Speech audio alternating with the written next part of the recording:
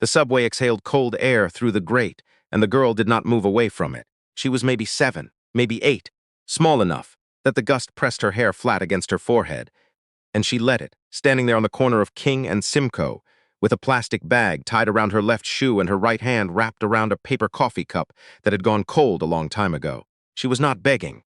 She was just standing there the way children stand when they have no particular place to go and have learned, somewhere along the way, not to let that show on their face.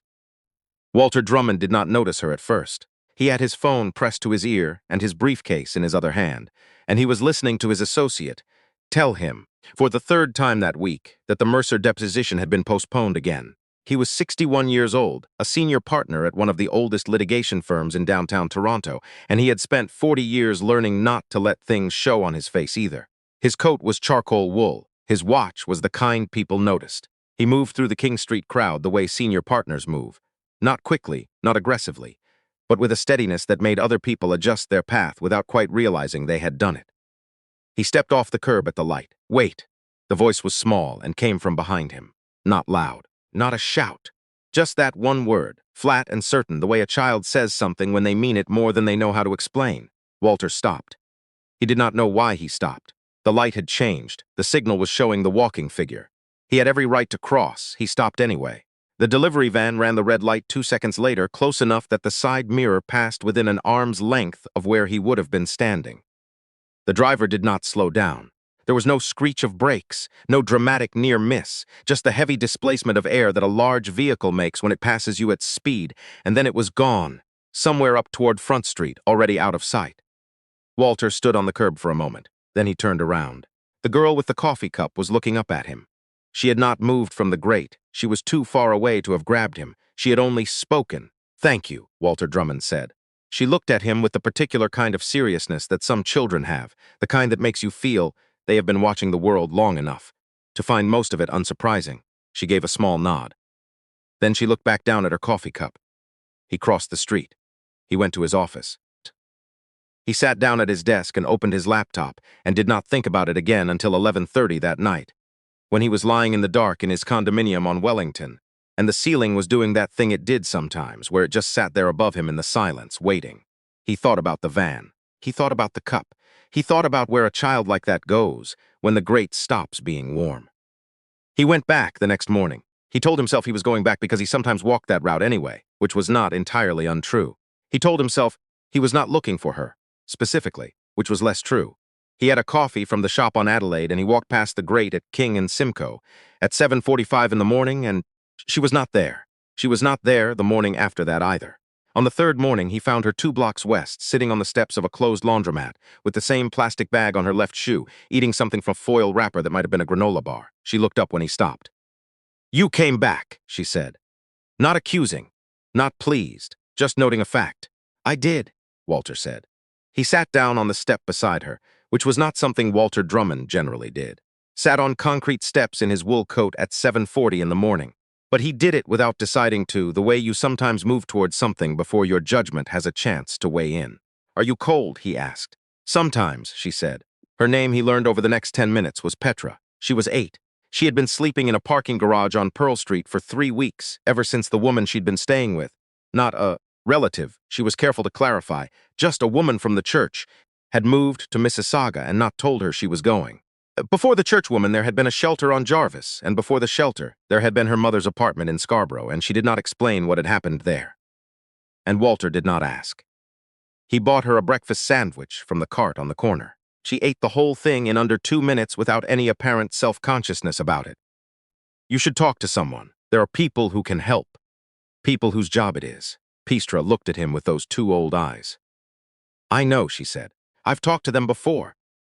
Something in the way she said it closed the subject in a way that Walter, who had spent 4 decades in courtrooms, recognized as final. He did not push. He gave her his card. He told her his name. He told her that if she needed anything, food, warmth, someone to call, she should call that number. She took the card and looked at it for a moment, and then tucked it into the pocket of her jacket, which was too thin for October in Toronto, and said, "Okay, Mr. Drummond." He walked to his office. He sat at his desk. His 9 o'clock was a commercial arbitration that should have felt straightforward, and didn't, because he kept thinking about the foil granola bar wrapper and the plastic bag and the particular way she'd said, "I've talked to them before," which was not the voice of a child who had given up.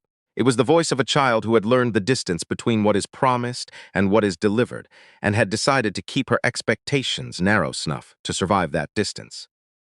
His associate came in at 9:50 to tell him the Mercer deposition had been rescheduled for the following Tuesday. "Fine," Walter said. "Also, the Huang account called again. I'll call them back, Walter." His associate paused. "Are you all right?" "I'm fine," he said. "Close the door, please." She called on a Thursday. It was just before 6 in the evening, and Walter was still at the office. He was almost always still at the office at 6, and his cell phone showed a number he didn't recognize.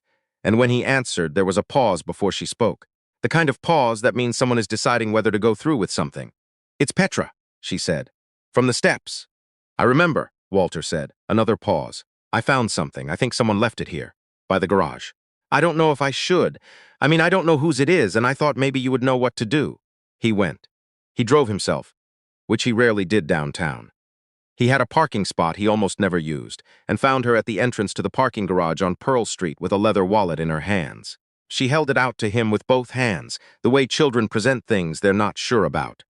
It had $1,200 in it, cash, and a credit card, and a business card for a man named Colton Reeves, who, Walter happened to know from 40 years in Toronto's legal and financial circles, was the kind of man who moved money in ways that didn't entirely bear examination. The wallet also had, tucked behind the cash, a folded piece of paper that was not a receipt. Walter read the paper. Then he looked at Petra. "You didn't take anything from this?" "No," she said simply. "You could have," he said. Not an accusation, something closer to honest curiosity. She looked at him with her head slightly tilted. "It's not mine," she said. Walter stood there in the cold of the parking garage for a moment.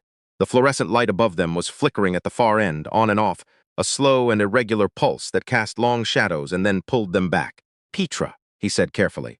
"I need you to tell me exactly where you found this," she told him. The location was specific. A particular pillar, on the second level, P2, near the stairwell. And when Walter listened to it, he felt the thing he sometimes felt in depositions when a witness said something that seemed small and turned out to be the hinge on which the whole case turned. He made 2 phone calls from the parking garage.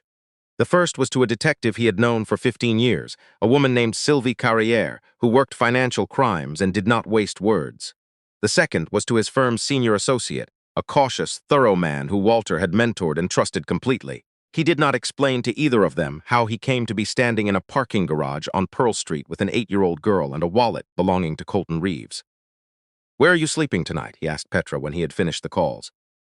"The garage," she said. He drove her to a diner on Dundas West and bought her dinners, and told the server she could order anything she wanted, which made the server look at Walter, and then at Petra, and then back at Walter with an expression he could not entirely read.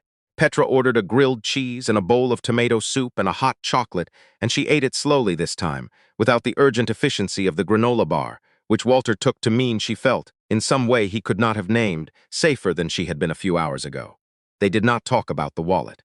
They talked instead about other things, about the CN Tower and whether it was worth going up. She had never been. About the raccoons in the alley behind the laundromat. She spoke of them with a careful, arm's-length affection. About whether the lake ever froze all the way across. She wasn't sure, and neither was he. Entirely. At 9 o'clock, he called Sylvie Carrière again, and she told him what he had suspected, which was that the paper in the wallet was not something any of them should have found in a public parking garage, and that the next 24 hours were going to require some attention from people whose job it was to give attention to exactly this kind of thing. "Is the girl all right?" Sylvie asked. "She's here with me," Walter said. "She's fine. Keep her there." He looked across the table at Petra, who was drawing something on a paper napkin with a pen she had apparently been carrying in her jacket. She was drawing the raccoon from the alley. It was good. Not child drawing good, but actually good. The proportions deliberate, the expression she had given the raccoon, suggesting a mild but complete indifference to the world's opinion of raccoons. "Petra," he said. She looked up. "You're going to be all right," he said. He meant it as a statement. It came out sounding more like a promise, which surprised him. She looked at him for a long moment. Then she looked back down at the napkin. "I know," she said quietly. And somehow, coming from her, it did not sound like bravado. It sounded like a fact she had been holding on to for a long time, waiting for someone else to catch up to it. What happened next took several weeks to fully resolve, and the details of it belong more to Sylvie Carrière's case file than to this particular story. What can be said is that the paper in the wallet turned out to be what Walter had thought it was, documentation of a transaction that Colton Reeves had, apparently, been attempting to relocate, and that the location where Petra had found it was specific enough to matter. Walter's testimony was not required in the end, but his identification of the documents of probable significance, made within hours of its discovery, was. Colton Reeves, according to the papers 3 weeks later, had been charged with several things that did not need to be enumerated here. The article in the Globe was brief. Walter read it at his desk and then closed the browser and returned to the Mercer deposition, which had finally happened and had gone. On balance, well, he thought about Petra every day. Not in an anxious way, not the way you think about an unresolved problem. In the way you think about something that has shifted something in you that you can't quite locate, but can feel has moved. She had been placed, through the intervention of Sylvie Carrière and a social worker named Deborah Park, who Sylvie trusted, in a licensed foster home in East York, run by a couple who had been doing it for 11 years, and about whom Deborah spoke with a specificity that Walter found convincing. He had not asked for these details. Sylvie had given them for these anyway. In the same businesslike tone she used for everything, and he understood that she was doing so because she knew he needed to know.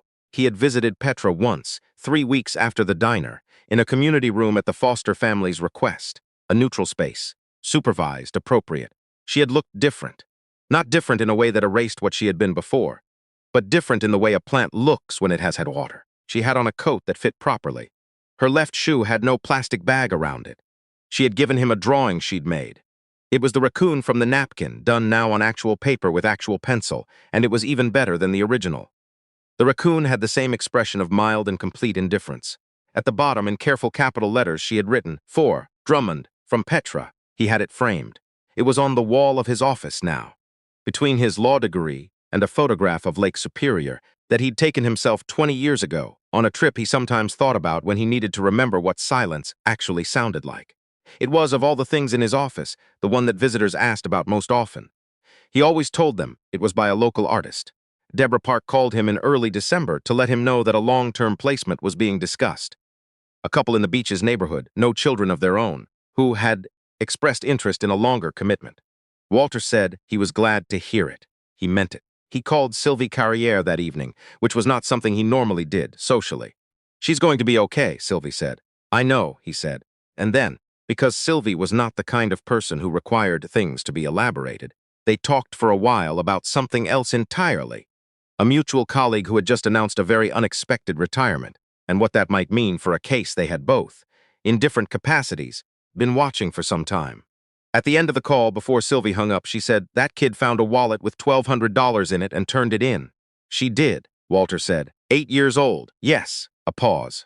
"People," Sylvie said, in a tone that managed, somehow, to contain both the full weight of her skepticism about them and the full weight of her refusal to stop being surprised. Walter Drummond walked home that night rather than taking a car. It was cold, properly cold, the kind of cold that settles into downtown Toronto in December like it owns the place, and his breath came out in short white puffs that the wind took immediately. He passed the grate at King and Simcoe and did not stop, but he slowed. Just for a moment, just long enough to note the warmth still rising from it, and the fact that no one was standing on it tonight.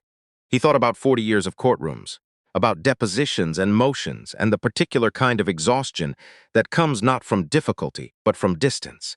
From spending decades in rooms where people's worst decisions were examined in the most clinical possible language, and learning, over time, to keep your own responses calibrated accordingly. He thought about a 7-second pause at a crosswalk. He thought about what it costs a person to stop trusting that things will work out, and what it takes to hold on to that trust anyway. Not with optimism, which is a kind of luxury, but with the quieter, harder thing, the thing that keeps you standing on a grate with a cold coffee cup, waiting for nothing in particular. Still watching. He thought about a raccoon with an expression of mild and complete indifference, and a child who had given it that expression on purpose, with a pen she'd been carrying in her pocket, because she had seen it clearly and decided it deserved to be seen that way. His office building was on Bay Street, between Adelaide and King, and when he reached it, he stopped and looked up at it for a moment. The lit windows, the glass, the particular brand of permanence it projected. And he felt, in a way that was entirely new and entirely inconvenient and entirely unwelcome and entirely true, that the building had nothing to do with what he was actually proud of. He went in anyway. He took the elevator. He sat at his desk and opened his laptop and pulled up the file on the Mercer case and worked until 11, which was what he normally did. But before he started, he looked at the raccoon on the wall. The raccoon looked back at him with its expression of mild and complete indifference, and Walter Drummond, senior partner, 61 years old, a man who had spent 4 decades learning not to let things show on his face, smiled. Not for any particular reason. Just because it turned out there were still things worth smiling at. If you stopped at the right moment to let a small voice find you.